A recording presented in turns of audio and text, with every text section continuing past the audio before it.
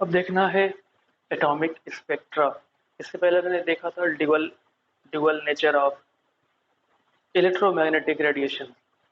ठीक है, यानी कि इलेक्ट्रोमैग्नेटिक रेडिएशन का जो नेचर है wave like as well as particle like nature, दोनों नेचर होता है, वो पिछले वीडियोस में हमने देखा है। अब देखना है एटॉमिक स्पेक्ट्रा। ये सारी चीजें बोर मॉडल को समझने के लिए जरूरी है। बोर मॉडल या उसके लिमिटेशंस को समझने के लिए ये सारी चीजें जरूरी है। ठीक है, वैसे ये सिलेबस में था नहीं, लेकिन सिर्फ बोर मॉडल के लिए पढ़ना पड़ता है ये सारी चीजें। एटॉमिक स्पेक्ट्रा, स्पेक्ट्रम जानते हैं, लाइट, जो सनलाइट होती है उसमें पूरे कई सारे कलर की रेंज होती है, अलग अलग वेवलेंथ की, जिसको हम बोलते हैं स्पेक्ट्रम।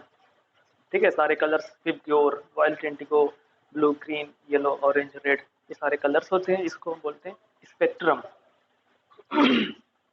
जो कि कॉन्टिन्यूअस होते हैं। मतलब वायलेट फिर इंडिगो, तो ऐसा नहीं है कि वायलेट है पूरा वायलेट है फौरन इंडिगो आ गया, ऐसा नहीं होता है। वायलेट है फिर कलर धीरे धीरे चेंज होगा, फिर इंडिगो मर्ज रहेगा, यहाँ पे मिक्स रहेगा, फिर धीरे धीरे इंडिगो हो जाएगा, फिर धीरे धीरे ब्लू हो जाएगा। ऐसे ये नहीं कि वायलेट फौरन इंडिगो आ गया और फिर जस्ट उसके बाद प्योर ब्लू आ गया, ऐसा नहीं होता है, कंटिन्यूअस रहता है। ठीक है, हल्का फिर डार्क होगा, फिर मर्ज होगा, फिर मर्ज होकर धीरे धीरे कलर चेंज होगा, चेंज होके इंडिगो में, मतलब कंटिन्यूअस होता है। लेकिन किसी एटम से, वो तो सनलाइट की बात होगी, लेकिन किसी एटम से रेडिएशन निकल रही है, एमिट हो रही है या एब्जॉर्ब कर रहा है, तो उससे जो स्पेक्ट्रम निकलता है वो कंटिन्यूअस नहीं होता है। उसमें कलर, डिस्क्रीट कलर, अलग अलग अगर कलर शो कर रहा है, तो अगर 3 कलर शो कर रहा है, ब्लू, ग्रीन और येलो कलर शो कर रहा है, तो ब्लू लाइन अलग नजर आएगी, फिर बीच में गैप रहेगा, फिर ग्रीन लाइन अलग नजर आएगी। ठीक है, एटम के केस में होता है, मतलब कंटिन्यूअस नहीं होता, डिसकंटिन्यूअस, डिसकंटिन्यूटी होती है स्पेक्ट्रम की in case of atomic spectra. ठीक है, जबकि लाइट में क्या था, कंटिन्यूअस होते हैं, इसमें कंटिन्यूअस नहीं होते। तो एटॉमिक स्पेक्ट्रा भी दो तरह की होती है, एमिशन एंड एब्जॉर्प्शन। ठीक है, emission spectra and absorption spectra.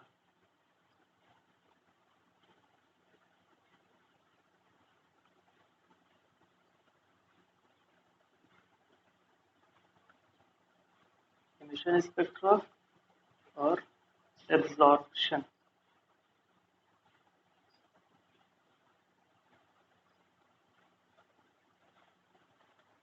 ठीक है, ये होगी emission and absorption spectra. Emission जैसा कि अभी एमिट हो रही है, किसी भी सोर्स से एमिट हो रही है, फिर उसको प्रिज्म की मदद से, जब प्रिज्म से वो लाइट गुजरेगी, अलग अलग वेवलेंथ की है। जैसे कोई एग्जांपल लिया गया है, अगर ये कोई सब्सटेंस है, इसको करंट करंट की मदद से इसको आयनाइज किया गया। ठीक है, अब इससे कोई रेडिएशन निकल रही है, उसके अंदर कोई गैस है, उससे रेडिएशन निकल रही है, यहाँ पे स्लिट एक लगाया गया, पतला सा होल लिया गया ताकि कुछ रे वहां से रेडिएशन जाए आगे। तो आगे रेडिएशन जा रही हैं, फिर उसके बाद इसको हम गुजार रहे हैं प्रिज्म से। रिफ्रैक्शन तो पढ़ा ही होगा। रिफ्रैक्शन एक होता है रिफ्लेक्शन, एक होता है रिफ्रैक्शन, एक मीडियम से दूसरे मीडियम में जाएंगे तो वो होता है रिफ्रैक्शन। रिफ्रैक्शन में क्या होता है कि अपने जो मेन पाथ है उससे थोड़ा सा डेविएशन होता है, मीडियम डेंस है, डेंस मीडियम में या फिर बाहर आएगा, तो ये रिफ्रैक्शन में पढ़े ही होंगे। तो ये सारी रेज अंदर जाके डेविएट होंगी, कौन कितना होगा ये डिपेंड करेगा उनकी वेवलेंथ पे। ठीक है, तो अलग अलग है, अलग अलग अपने अपने हिसाब से डेविएशन हो रहा है, बहुत सारी रेज हैं, सब अपने अपने कलर में बट गई। ठीक है, फिर यहाँ से बाहर निकल रही है, अब ये इनका पाथ ये है, फिर बाहर निकलेंगे तो ऐसे न जाके फिर से डेविएट होंगी, हल्का सा डेविएट होंगी, और फिर कुछ इस तरीके से ये डेविएशन हो रहा है।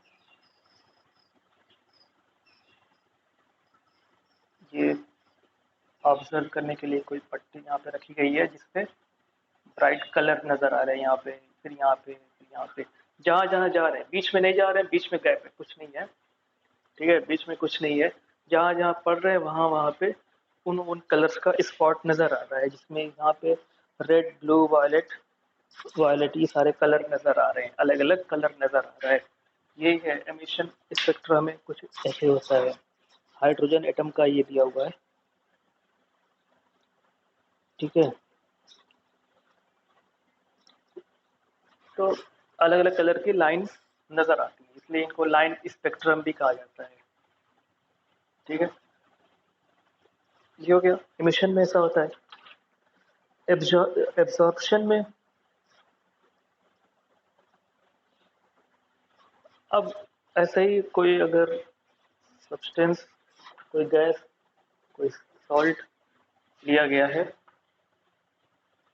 जिसमें कंटिन्यूसली कोई रेडिएशंस गुजार रहे हैं, उससे उससे पास कर रहे हैं कोई रेडिएशंस, तो कुछ रेडिएशंस को वो एब्जॉर्ब करेगा, ठीक है।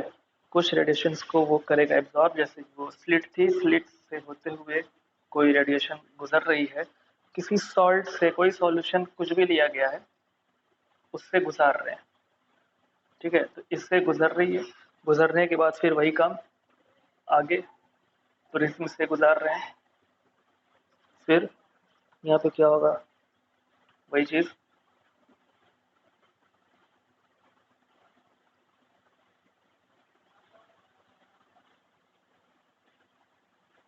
यहाँ पे नजर आ रहा है।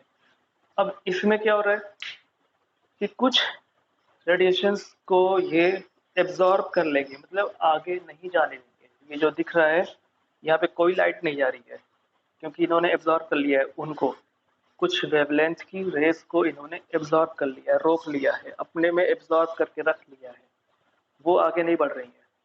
तो वो आगे नहीं बढ़ेंगी, यानी ये जो लाइन जा रही है, ये लाइन जा नहीं रही है, असल में ये जा ही नहीं रही है, इसको एब्जॉर्ब कर लिया इसने, जाने नहीं दिया। तो ऐसे ही बस मान लेते हैं कि ऐसे जा रही होगी, क्योंकि यहाँ पे हम देखेंगे ब्लैक स्पॉट बन रहा होगा, ब्लैक लाइन नजर आ रही होगी। ब्लैक इसलिए क्योंकि वहां पे कोई रे उस जगह पे जा ही नहीं रही थी, क्योंकि इसने एब्जॉर्ब कर लिया था।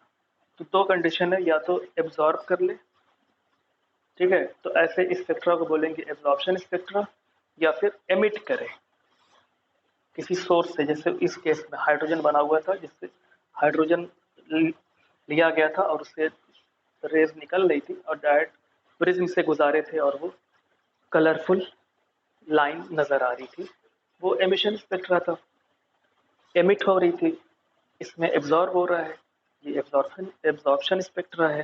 तो टू टाइप्स के स्पेक्ट्रा है इसमें, ठीक है। ये हो गया। अब है, चलो अब शुरू करते हैं, ये बोर्स मॉडल अब शुरू करते हैं,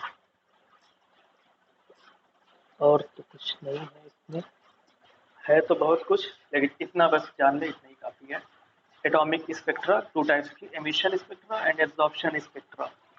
अभी मेन जो देखना है एज पर सिलेबस, तो आते हैं बोर्स मॉडल में, क्योंकि वही अब मेन है। ये तो इधर उधर की बातें हो गई, लेकिन बोर मॉडल को समझने के लिए इधर उधर की बातें करना जरूरी था। अब बोर्स मॉडल ऑफ एटम,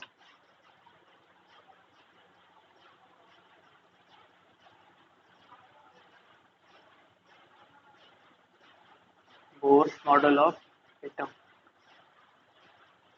इन लोग का भी काम तमाम हो जा रहा है। तो Bohr model of atom,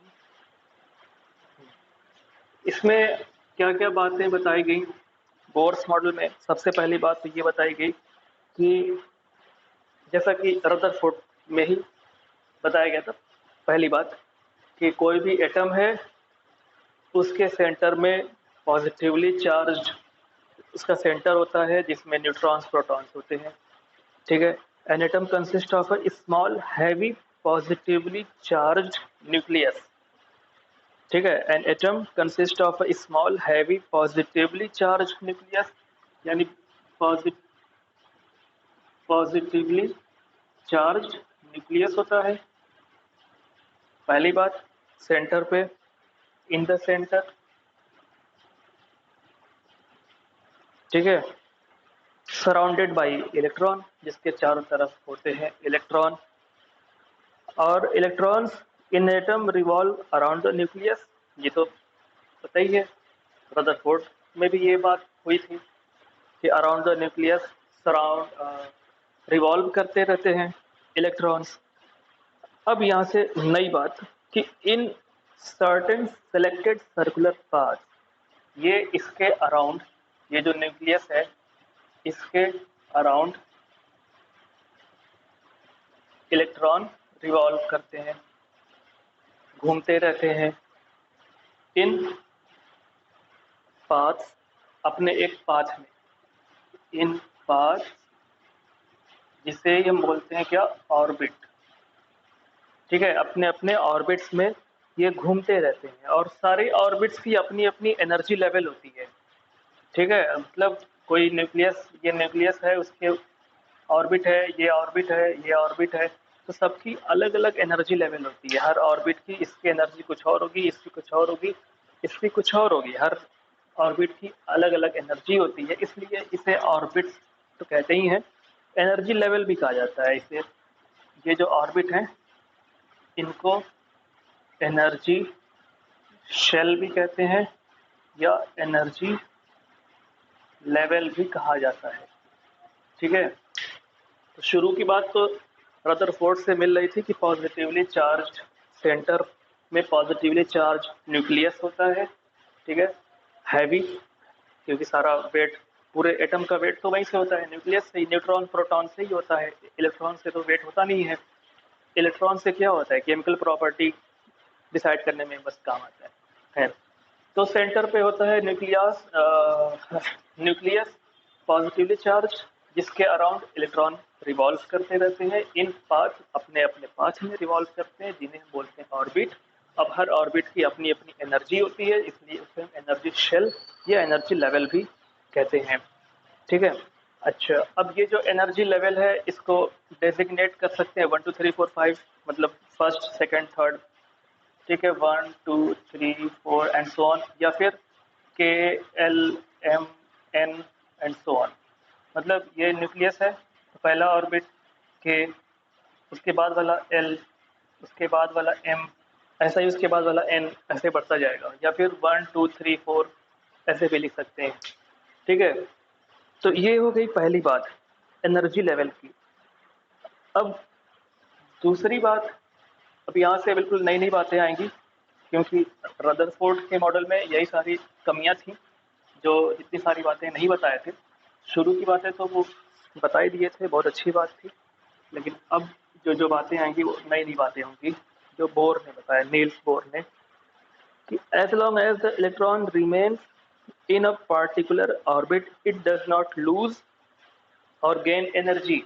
electron अगर किसी ऑर्बिट में है, ठीक है, किसी ऑर्बिट में, मतलब ये न्यूक्लियस है, ये एक इलेक्ट्रॉन है, अपने ही ऑर्बिट में, बाहर भी एक ऑर्बिट है, इस ऑर्बिट में जब तक है, घूम रहा है, ऑर्बिट चेंज नहीं कर रहा है, यहाँ से वहाँ नहीं जा रहा है या फिर वहाँ से यहाँ नहीं आ रहा है, इसी ऑर्बिट में वो घूम रहा है, तो ये एनर्जी लूज या गेन नहीं करेगा।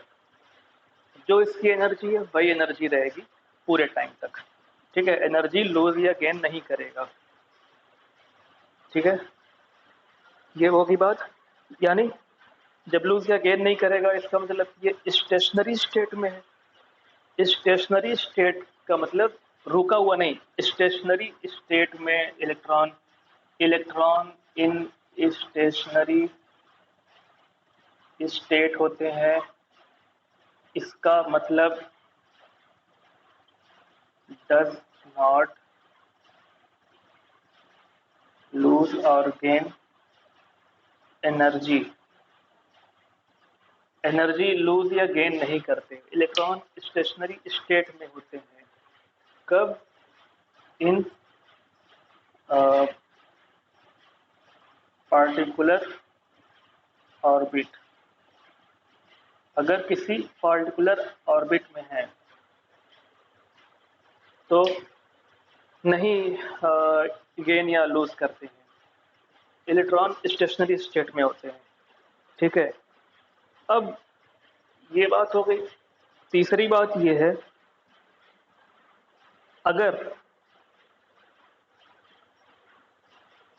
अगर इलेक्ट्रॉन जंप करेगा, इलेक्ट्रॉन एक ऑर्बिट से दूसरे ऑर्बिट में जंप करना चाहता है, वो तब होगा जब इलेक्ट्रॉन के पास एनर्जी ज़्यादा होगी, और जब एनर्जी ज़्यादा होगी तब इसे हम बोलेंगे एक्साइटेड स्टेट।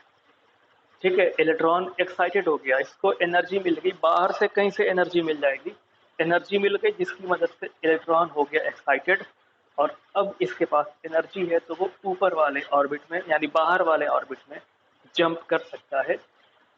ठीक है, तो तीसरा पॉइंट वही होगा। तीसरा पॉइंट होगा कि एनर्जी इज एमिटेड और एब्जॉर्ब्ड। एमिटेड या एब्जॉर्ब, एब्जॉर्ब कब होगी? जब इलेक्ट्रॉन हायर एनर्जी लेवल में, मतलब बाहर वाले शेल में जाना चाहता है, तो उसे एनर्जी चाहिए, तो वो एनर्जी एब्जॉर्ब करेगा। तो एनर्जी एब्जॉर्ब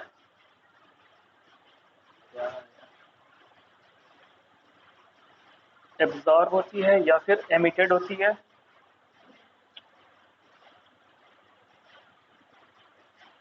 एब्जॉर्ब और emitted when electron jump to higher energy level और come back to lower energy level respectively. यानी जब हायर एनर्जी लेवल में जंप करेगा तो एनर्जी एब्जॉर्ब होगी, और जब वापस आएगा लोअर एनर्जी लेवल में तो एनर्जी क्या होगी? एमिट होगी, क्योंकि बाहर ऊपर जब गया तो एनर्जी इसके पास ज़्यादा थी। अगर इसमें एनर्जी E1 है और इसमें एनर्जी E2 है, ठीक है, तो E1 से E2 जाने के लिए इसको कितनी एनर्जी चाहिए? E2 माइनस E1, इतनी एनर्जी इसको चाहिए होगी। ठीक है, जैसे मान लेते हैं ये कोई जगह है, इस जगह से इस जगह जाने के लिए जो मान लेते हैं कि किराया लग रहा है 20 रुपये, अगर लग रहा है 20 रुपये किराया लगता है, इसके पास सिर्फ है 10 रुपये, तो E1 से E2 जाने के लिए इसे कितना चाहिए? 10 रुपये और चाहिए, यानी 20 माइनस 10, 10 रुपये और इसके पास होंगे तो ये चला जाएगा E1 से E2 तक। ठीक वैसे ही होता है एनर्जी में, इसके पास E1 एनर्जी पहले से है, E2 में पहुंचना है तो इसको कितनी एनर्जी चाहिए? E2 माइनस E1 चाहिए। ठीक है, या फिर E2 से E1 पे आ रहा है, वापस आ रहा है, तो कितनी एनर्जी एमिट होगी? तो एक्स्ट्रा फिर वही 20 इसके पास है। ठीक है, पहले से E2 पे है 20 है, E1 पे आ गया, वापस से 10 हो गया, तो 10 जो एक्स्ट्रा था इसने रिलीज कर दिया, एमिट कर दिया। तो एमिटेड एनर्जी वो भी E2 माइनस E1 होगी, एब्जॉर्ब एनर्जी वो भी E2 माइनस E1 से फाइंड कर सकते हैं। ठीक है, मेन बात ये है कि एब्जॉर्ब तब होगी जब लोअर से हायर में जंप करेगा, और जब हायर से लोअर में वापस आएगा तो एनर्जी एमिट होगी। ठीक है, ये तीसरी बात हो गई। और ये तो हो गए एक्साइटेड स्टेट, जब एनर्जी ज़्यादा होगी, E1 से E2 में जाने के लिए एनर्जी ज़्यादा होगी तो उसे बोलेंगे एक्साइटेड स्टेट, और जब ऑर्बिट नहीं चेंज करेगा, जहाँ है वहीं पड़ा हुआ है, तो उसे बोलेंगे स्टेशनरी स्टेट। ठीक है, ये तीन बातें हो गई। अब उसके बाद चौथी बात है कि ये जो एनर्जी है, एक लेवल से दूसरे लेवल की एनर्जी में क्या डिफरेंस होता है। फोर्थ बात है कि सिर्फ इसमें वही ऑर्बिट्स होंगे in which the angular momentum of the electron is a whole number multiple of ये angular momentum of electron जो है ये whole number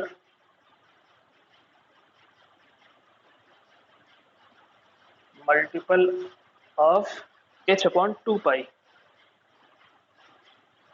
h upon 2 pi के मल्टीपल है, होल नंबर मल्टीपल है, तभी वो ऑर्बिट होगा। मतलब इसमें वही सारे ऑर्बिट्स होंगे जो ऑर्बिट बनाए जिनका एंगुलर मोमेंटम ऑफ इलेक्ट्रॉन उसमें उस ऑर्बिट में जाने के बाद angular momentum h upon 2 pi के होल नंबर मल्टीपल हो। मतलब एंगुलर मोमेंटम mvr ये n इंटू h अपॉन 2 पाई हो, जहाँ पे n 1 2 3 4 एंड सो ऑन कोई भी होल नंबर हो सकता है। और h क्या है? प्लैंक कांस्टेंट, प्लैंक कांस्टेंट, ठीक है। मतलब n कुछ भी हो सकता है, 1 हो सकता है, 1 h अपॉन 2 पाई, 1 कोई जरूरत नहीं लिखने की, या फिर 2 हो सकता है, 2 से 2 कैंसिल हो गया, h अपॉन 2 पाई, या फिर 3 हो सकता है, 3 h अपॉन 2 पाई, या फिर 4 हो सकता है, तो ये कट गया 2 से, या फिर 5 हो सकता है, 5 h अपॉन 2 पाई, ठीक है। ऐसे होगा, ये नहीं कि 1.2 1.4 0.5 इस तरह के नंबर नहीं होंगे। Whole number multiple of h upon 2 pi. और एंगुलर मोमेंटम क्या है ये तो मालूम ही होगा।